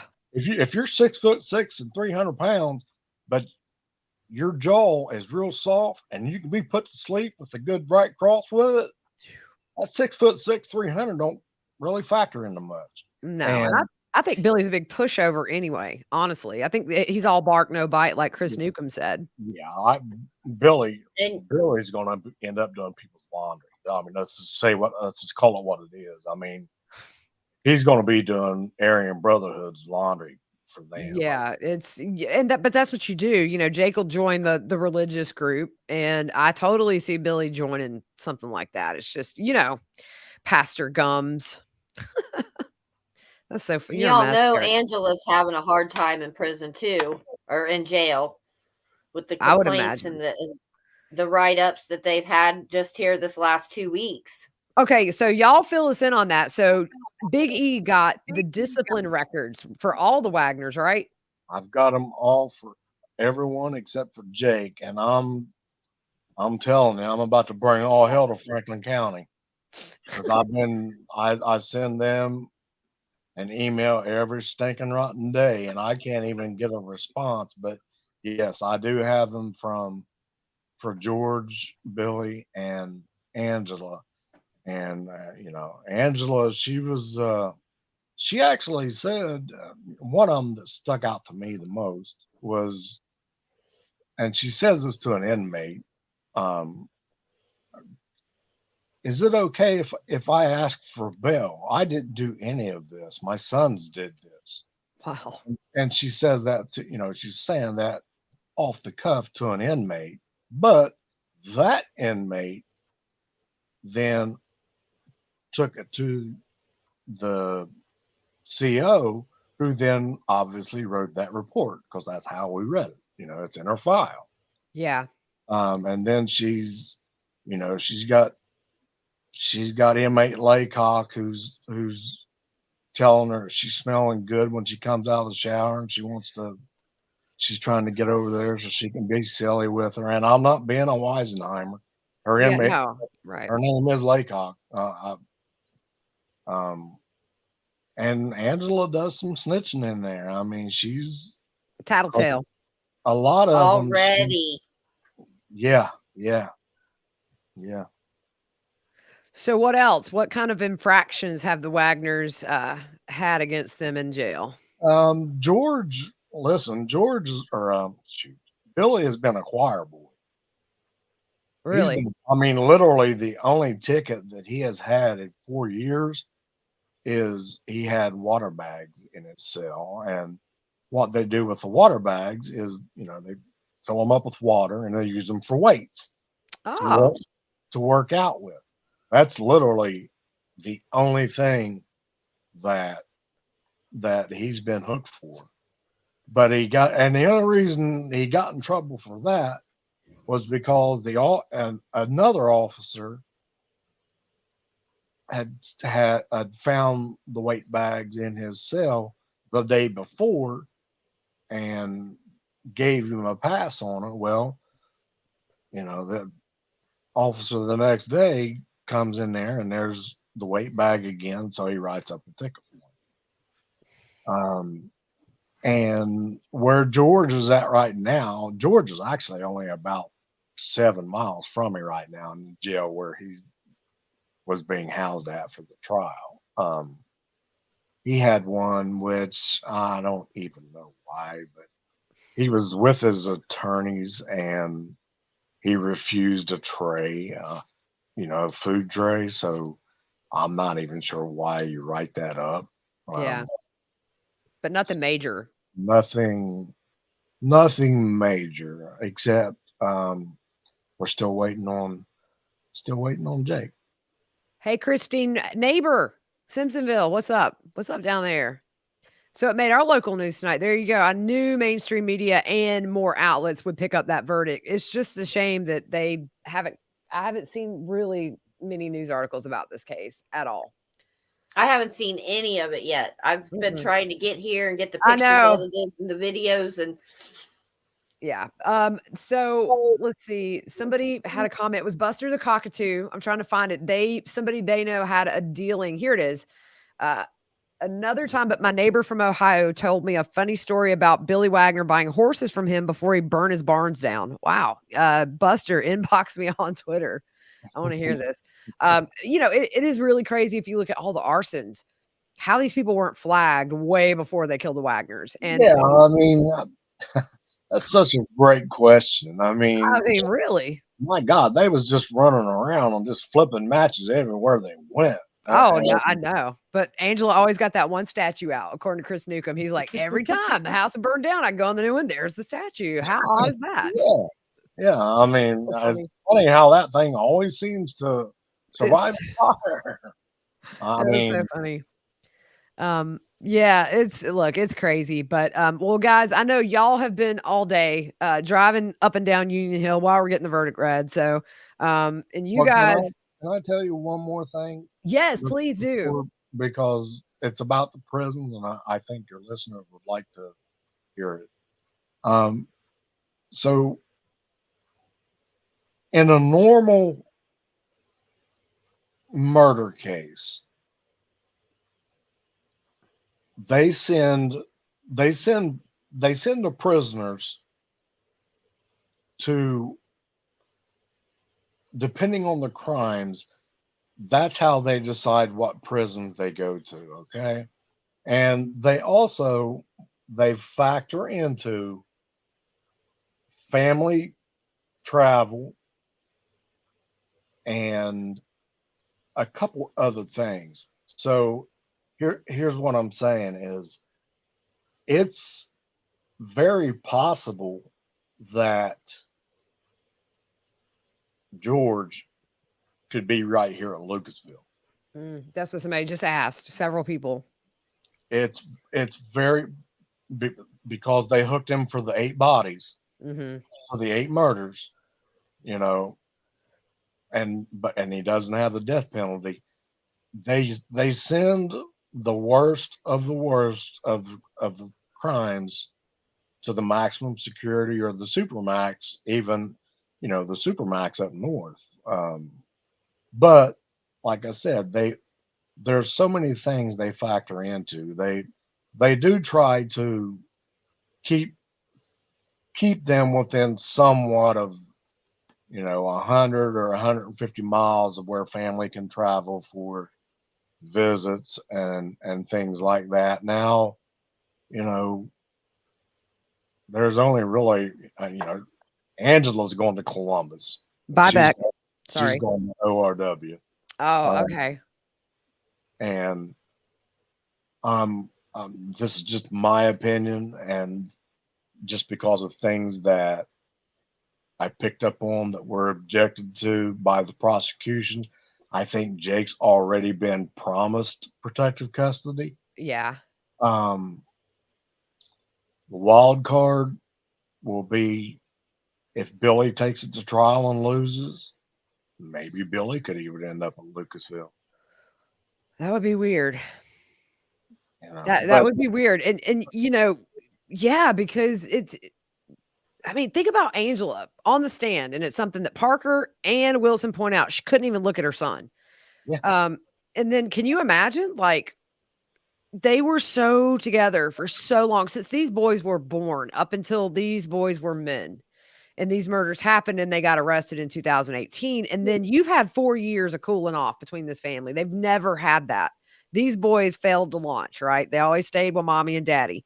I mean, look, being an adult and paying bills, mom, dad, I'm not counting it out, just saying, but mom, you ain't scratching my back at night.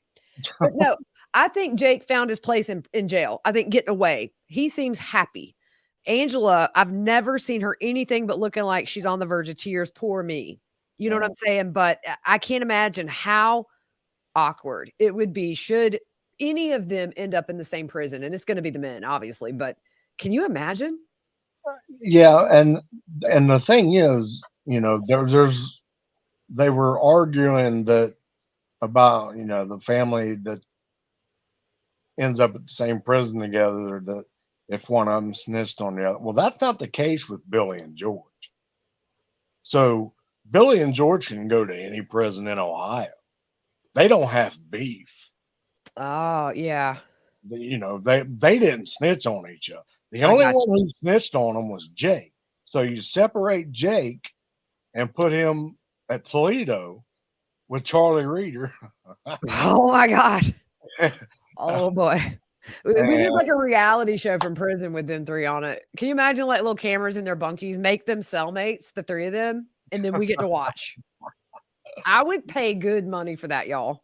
and then there's also that you have to factor into it. They automatically all of them get protective custody just because of the high profile case. Right. Now, and we'll know that within the next year. I mean, that's the only way I can answer that. If that helps anybody, I mean, it won't even take a year now. I mean, George is going to be sentenced sometime within the next 3 weeks. Yeah. So December 14th ish. I've seen people ask. He said sometime in around there. So before Christmas, he'll get a very Merry Christmas in the big house. yeah, he's gonna he's gonna spend his first Christmas he'll go to CRC first, which is the Corrections Reception Center in Columbus, and they'll do the whole breakdown of him. Uh, you know, gangs of if any gang affiliations, his crimes. Like I said, they factor in the what your crime was, and obviously when they look on there and they see 8 aggravated murders, Yeah. you're not going to go to a cushy prison. I'll just say that. Hmm. So how long would he stay after sentencing in that place? Is it days, weeks? He would spend at least at least a month at CRC. He'll spend at least a month there, Oh probably wow. probably closer maybe to 6 weeks. Um, because they really do a lot there. There's a lot of paperwork and stuff that they have to go through and place him, and that's what it all boils down to is we have to find where to place this guy. Right. Yeah. I mean, and that's what it boils down to. And you're going to have 3 at the end of this because somebody just asked, when will Jake be sentenced? My understanding is not until after Billy's trial. Right. Once he testifies to the satisfaction of the state again, which he did for George, I expect he will for Billy. But, their sentencing, so Angela and Jake should be in county jail until after Billy's trial. Somebody on here said they heard today could be like April or kind of spring. So I don't know. I've heard fall, but I don't think, I think really the big thing is the prosecution's got to reset. They got to like decompress, and then they got a whole different case against Billy.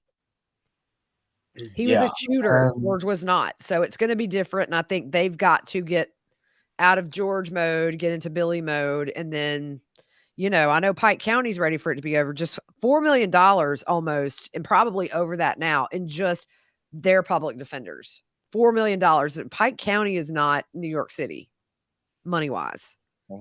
Exactly. So Yeah. the best thing would be for Billy for a lot of reasons to plead, but I wonder if Frederica talks to them or sends them money on their books or anything. If you have I've restitution, been by the wondering way, that too. if you have, Girl, I tried to get the phone calls, and let me. If you ever want to get a phone hung up on you uh, uh, faster than you'd hang up on a bill collector, call and ask him and tell him you want to get all of George's phone calls that he's made while he's been in jail. You'll wow. get you'll get a big bang from them hanging the phone up. Yeah, George wants to study the Bible in solitary. He's gonna have time. Yeah, he's got the rest of his life. Jake said he's already read it. What? How many times since he's been in? It was a lot. He's read through it 20 23 something times. times. Yeah. 23 times he's read the Bible. I mean, look, if he's found that, I mean, I guess, a lot of people when they go to prison, especially for life, all of a sudden have this come to Jesus moment. I But guess that's pretty much all don't, you got. don't you think, didn't you kind of get the vibe, though, that out of all four of them knuckleheads, that Jake really he really did have a little bit of A little bit of what? Bible in him. Yeah, because in the wiretaps, he's reciting. Because I'll never forget, they're having this huge argument, right? And then all of a sudden, George goes, "All right, Jake, Jesus, he's all knowing, right?" Jake's like, "Yep." And then they start spurting off like all this religious stuff. But if you remembered on the stand, George said Angela would constantly tell Jake as a kid, "You're going to hell if you do this. You're going to hell." Jake was terrified of going to hell. Right, yeah. So, look, there's nothing worse than somebody who is holier than thou and then like spit scripture at you. That's why he's not gonna be popular in prison. Oh, Yeah. But is it possible? Mike has a point here. This is a question I had. Is it possible that they send one of them out of state? George, Jake, or Billy? Have you ever heard of that? it's very possible. I Yeah. mean, yeah, I mean, they sent Chris Watts to Wisconsin. That's true. Yeah, good point. And And James Holmes, Colorado theater shooter, he's not in Colorado, I don't think, or he wasn't at one point. I sat in on that trial, by the way. Creepy. I can give you an example of an Ohio inmate, but I can't remember his name. I can only remember his nickname, and his nickname was Blind Man, and he was a enforcer for the Aryan Brotherhood. But when you went to look up his information on the computer in the prison, nothing, Oh, really? not one thing could be found about him. So he was a transfer from another state. Mm. And guess what? He was a snitch from another state. Huh. So Interesting. Yeah, Jake. Okay, so I'm getting some feedback, but Jake looking for Beth in Alaska. That will always just make me go, what? Like, why? Was he wanting to have more kids? I just can't imagine that in the midst of all this. And in Alaska, everything was kind of hyper speed, right? They were really zeroing in on them and they were letting them know. And then Jake's like, I think I'll just get married. Like, that was the most random thing to me. yeah, I mean, it doesn't even. Do I think they'll get married in prison? I mean, look, whatever makes them happy, I guess. They're in there we got a retired Ohio prisons. There's several Ohio inmates housed out of state prisoner swaps. So you kind of think this would be a case like that. Where if Yeah, there ever was a case to do a prisoner swap and send one of them, on a permanent vacation to another state, is this one. yeah, Alaska doesn't want this. that is very possible, and that if you're going to put them all in protective custody, obviously, if we only have one here in Toledo now, they're going to have to go somewhere, and that's where. And I hate saying the guy's name again, so forgive me, but they put Chris Watts in protective custody up in Wisconsin. So Mm-hmm. yeah, I mean it's possible. It's possible.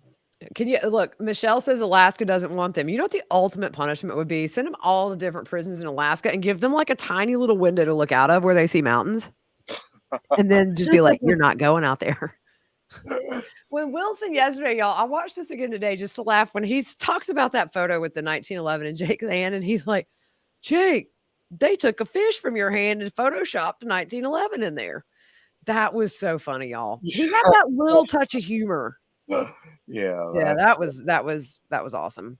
Well, guys, I think we're going to give these mods a break. Thanks to the mods. Thanks to everybody who donated super chat. I will post this press conference. Miss Chewy, who is a mod tonight, sent. Also, thanks to Hash Brown and Michelle for modding tonight. You guys are awesome. I'm new with mods, so they take care of the chat. I will post this on all social media. If you don't have Facebook or Twitter, look on the community page for Pretty Lies here on YouTube. I will post a link to it as well. That way y'all can watch it. It is 48 minutes long. So it's long. And I'm interested to hear every word. So anyways, thanks for sticking with us through this trial. We'll cover sentencing and we'll do another live, but stick with the channel. We're going to be jumping into University of Idaho really hard here. I'm going to be going through the Richard Allen affidavit soon, the probable cause, even though I don't think it's super explosive, but still we'll start out with that. And Murdoch coming up in January. I may pick up a new trial before then if something quick's going to happen. But thanks to everybody who's joined just for this trial. It was funny. I was telling Michelle earlier tonight, this case never got views on the channel when we did it. Dixie Chicken, thank you so much. These videos back in the day when we would cover hearings maybe got 200 views. And I never thought this case would grow this channel like it has. So thanks everybody for trusting me to bring you the latest every day. Biggie, Jamie, because they were right there in the middle of it too, bringing y'all like the best testimony. The best testimony we heard came from these two because that was the testimony otherwise we would not know about. The news people in there are amazing. They get the good stuff out. They got 3-minute sound bites. We were able to fill an hour with the testimony nobody got to hear. So thanks to them, we made it, I think it was a really, really awesome addition, these two. Y'all are stuck with me. We're doing this more often. Maybe I love it. Take notes, but I mean, you guys are great. And I'm just happy for the Roden and the Gilly families. And I hope they sleep a little bit better, just get a little bit more sleep tonight, a little bit of peace. And then we'll deal with Billy if we have to. Maybe the big heifer will just say I'm guilty. Yeah. I want him to go, but there's eight hearts, 8 orange hearts for the Rodens and the Miss Hannah Hazel. Bless it. Lots of lives just bam, gone. Go to sleep. That family went to sleep, woke up 8 members less. Crazy. But thank you guys so much for tuning in. Follow me on Twitter, YouTube, all that good stuff. We'll keep bringing it. Everybody's putting up their 8 orange hearts for the Rodens and Hannah Hazel. And that's what it's about, y'all. So we will see you soon and hope you guys have a great rest of your night. It's late. Y'all get to bed. That's where I'm going. Bye. Thanks for having me.